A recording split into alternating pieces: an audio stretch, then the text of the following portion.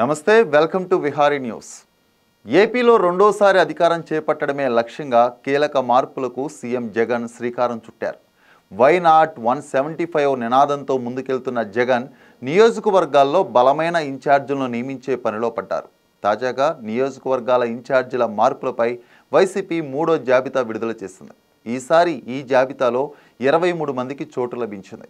వైఎస్ఆర్సీపీ రాష్ట్ర కార్యదర్శి సజ్జల రామకృష్ణారెడ్డితో కలిసి మంత్రి బొత్స సత్యనారాయణ 3వ జాబితాలోని పేర్లను ప్రకటించారు.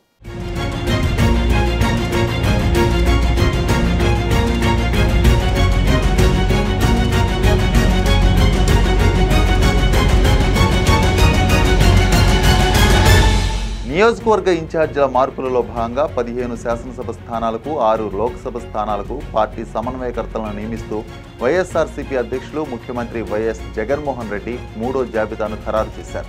గత నెల 11న 11 శాసనసభ స్థానాలకు, ఈ నెల 2న 24 శాసనసభ, 3 లోక్సభ స్థానాలకు సమన్వయకర్తలను నియమిస్తూ జాబితాలను విడుదల చేశారు.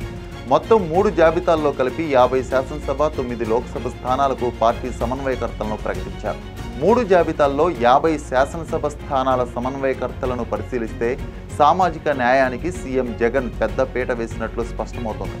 గత ఎన్నికల్లో ఏలూరు లోక్సభ స్థానం నుంచి ఓసీ వర్గానికి చెందిన అభ్యర్థిని బరిలోకి దించగా ఇప్పుడు బీసీ సామాజిక వర్గానికి చెందిన యువ నేత కారుమూరి సునీల్ కుమార్ యాదవ్ను సమన్వయకర్తగా నియమించారు. విశాఖపట్నం లోక్సభ స్థానం నుంచి గత ఎన్నికల్లో ఓసీ వర్గానికి చెందిన అభ్యర్థిని పోటీకి పెట్టగా ఇప్పుడు బీసీ సామాజిక వర్గానికి చెందిన మాజీ ఎంపీ బొత్స ఝాన్సీని సమన్వయకర్తగా నియమించారు. శ్రీకాకుళం లోక్సభ సమన్వయకర్తగా పేరాడ తిలక్ను నియమించారు. మంత్రి గుమ్మనూరి జయరాంను కర్నూలు లోక్సభ స్థానం సమన్వయకర్తగా, సత్యవేడు ఎమ్మెల్యే కోనేటి ఆదిమూలంను తిరుపతి లోక్సభ స్థానం సమన్వయకర్తగా, విజయవాడ లోక్సభ స్థానం సమన్వయకర్తగా కేశినేని నానిలను నియమించారు. గతంలో అగ్రవర్ణాలకు చెందిన అభ్యర్థులను పోటీ పెట్టిన 7 శాసనసభ స్థానాల్లో ఇప్పుడు 5 స్థానాల్లో బీసీ, 2 స్థానాల్లో మైనార్టీ వర్గానికి చెందిన వారిని సమన్వయకర్తలుగా నియమించారు. 6 శాసనసభ స్థానాలకు మహిళలను, 18 స్థానాల్లో యువతను సమన్వయకర్తలుగా నియమించారు. మొత్తం మీద 50 శాసనసభ స్థానాలకు ప్రకటించిన సమన్వయకర్తల్లో ఎస్సీలు 14, ఎస్టీలు 3, బీసీలు 16, మైనార్టీలు 4, ఇతర వర్గాలు 13 మంది ఉన్నారు. ఇప్పటి వరకు ప్రకటించిన 9 లోక్సభ స్థానాల సమన్వయకర్తల్లో బీసీలు 6, 1 ఎస్సీ, 1 ఎస్టీ, 1 ఓసీ ఉన్నారు. పెడన శాసనసభ స్థానం నుంచి ప్రాతినిధ్యం వహిస్తున్న గృహ నిర్మాణ శాఖ మంత్రి జోగి రమేష్ను పెరమలూరు నియోజకవర్గ సమన్వయకర్తగా నియమించారు. తిరుపతి ఎంపీ మధ్యల గురుమూర్తిని సత్యవేడు నియోజకవర్గ సమన్వయకర్తగా, ఎమ్మెల్సీ మేరిగ మురళిని గూడూరుకు, ఎమ్మెల్సీ దువ్వాడ శ్రీనివాసును టెక్కలకి సమన్వయకర్తలుగా నియమించారు.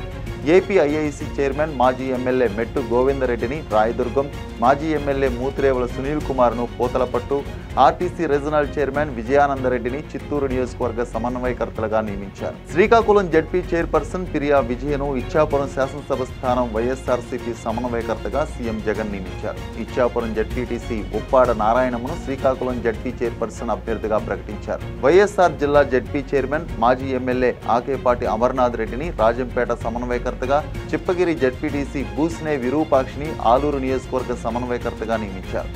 జనం మనసులు చూరగొనలేని వారికి టికెట్లు ఇవ్వలేనని ఆది నుంచి సీఎం వైఎస్ జగన్ తేల్చి చెబుతూ వస్తున్న విషయం తెలిసిందే. ఈ క్రమంలో 175కు 175 స్థానాల్లో గెలిపే లక్ష్యంగా అవసరమైన స్థానాలకు సమన్వయకర్తలను నియమిస్తున్నారు జగన్.